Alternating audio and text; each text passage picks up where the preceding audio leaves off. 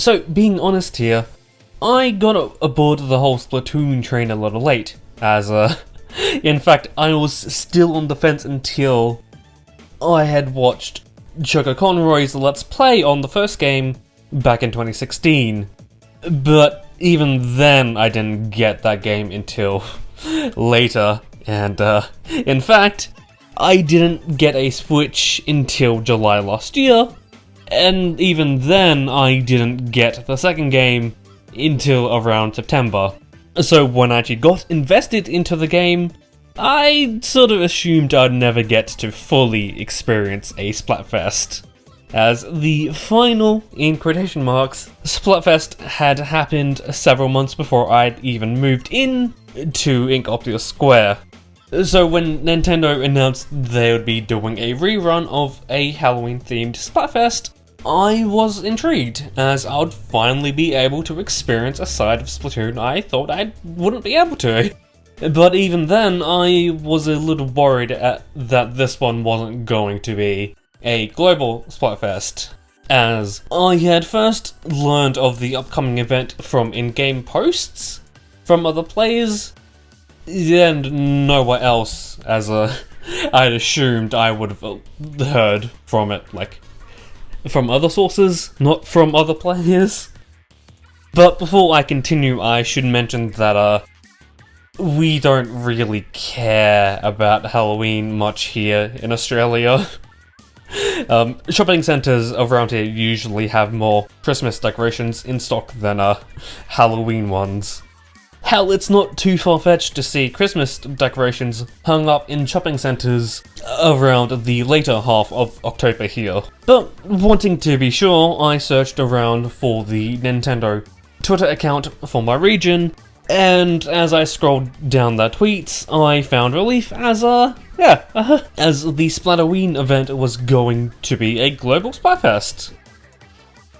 Cut forward to the actual event itself, I was feeling a bit like a zombie, much like my Inkling, as I had stayed up a bit late the night before, and not only that, but I also had an early morning as Queensland felt like having a state election on Halloween. And being the responsible adult I am, I felt it was best to get that shit out of the way as early as possible. But being a bit sleep deprived and being honest here, not actually enjoying the whole turf war thing, those didn't stop me from getting possessed by the Halloween and Splatfest spirits. And as soon as I got home, I hopped straight on and got to working on my cloud.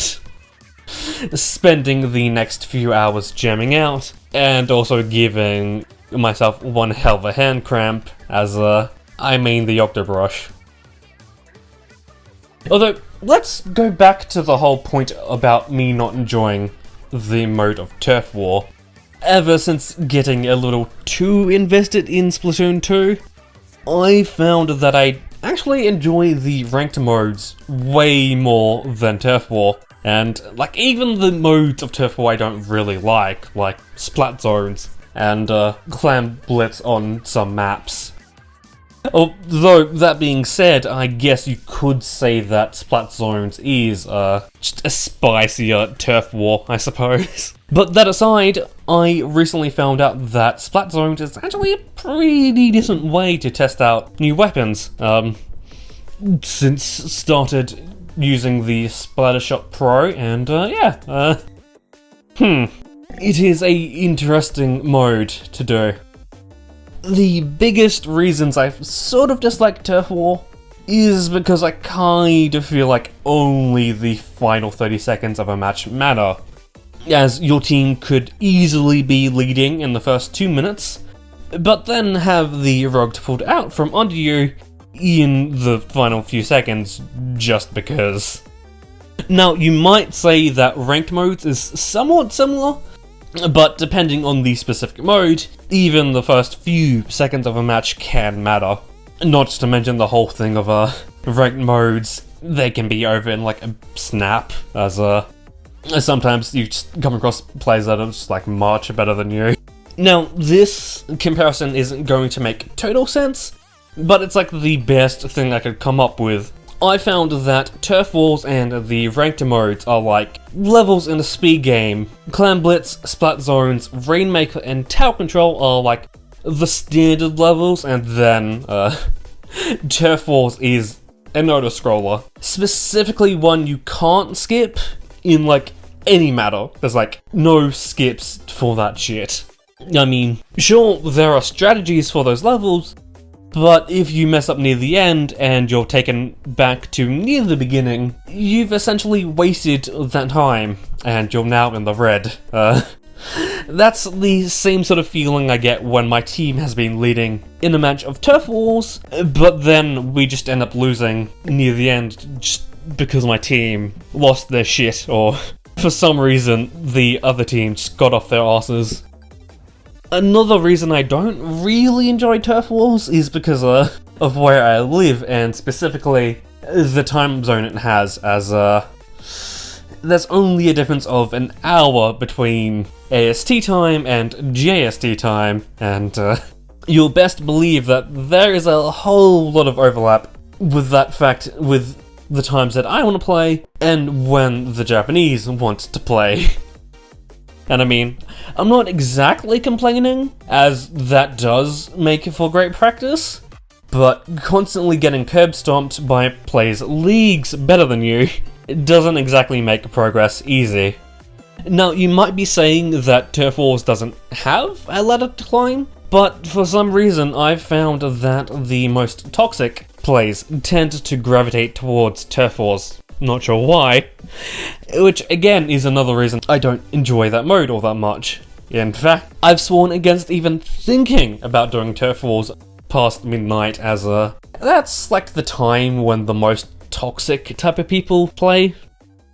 But actually getting to the point of this whole video, I didn't actually spend much time partaking in the actual Splatfest battles. As, well, spoiler alert, it's just Turf Wars, but with a festive coat of paint. In fact, I'll wager I actually spent way more time doing salmon run shifts over that weekend than actually partaking in the Splatfest. Although, I'm actually kinda surprised they even had a salmon run open during the Splatfest, as I thought they would just want plays to funnel into the Turf War mode. Although I did still do around 3 hours of Splatfest battles, as I actually was getting into the spirit of the whole thing, even if my hand was beginning to cramp up, and I was kind of dead inside. But again, that could also be because I wasn't actually taking the event all too seriously, as I was spending a fair bit of time just messing around with the Ultra Stamp special my Octobrush has. And let's just say, by the end of it, I did actually kind of become sort of decent at using my special as a form of sniping. And again, not to mention the fact that I did only do around 3 hours of it, opposed to like the total 48 hours of the entire thing. And I do kind of get the feeling that if I played on a little bit more, I might have gotten extremely tilted and just soured the entire experience of the weekend. But the only thing I didn't really get to experience about the whole Splatfest thing was doing it with a friend, as unfortunately I only have one friend who actively plays Splatoon. But even then it's only like actively. But that being said, I did get to experience that during the Murray 35th Anniversary Fest earlier this month. And I would say that doing it with a friend is definitely just much better than doing it extremely sleep deprived by yourself. Just, that phrase is definitely gonna be taken out of context. Fucking hell.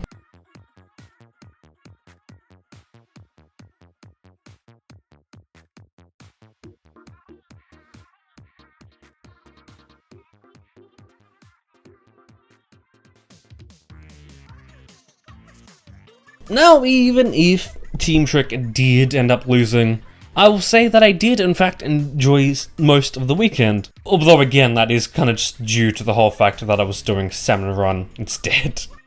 for the majority of the event, as it was satisfying to experience something I had previously assumed that I wouldn't be able to experience until Splatoon 3, at the very least.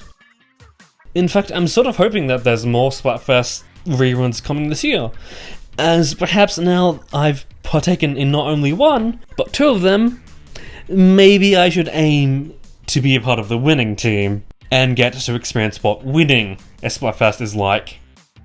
Although that being said, the reward for having the highest total rank, but being on the losing team regardless, is actually somewhat decent, as now the only way to get Super Sea Snails is by leveling up, and that takes a bit, and in fact, I did kind of enjoy having enough Sea Snails to basically waste them.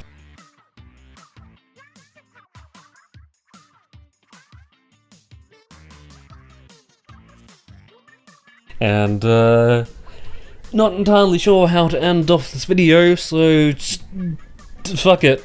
Have the Jods dancing.